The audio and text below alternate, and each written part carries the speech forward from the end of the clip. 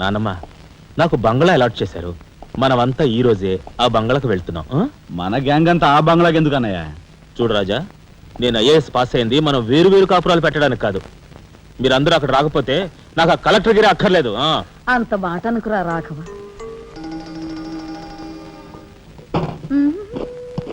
కన్యా, ఏమిటి నువ్వు కూడా బట్టలు సర్దుకుంటున్నావా?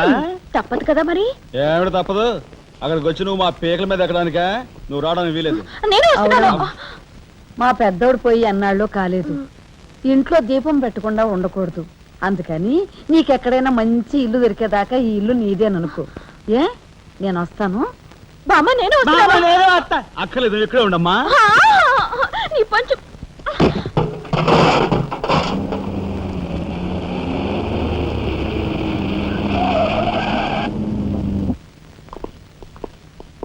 రానమ్మా రా.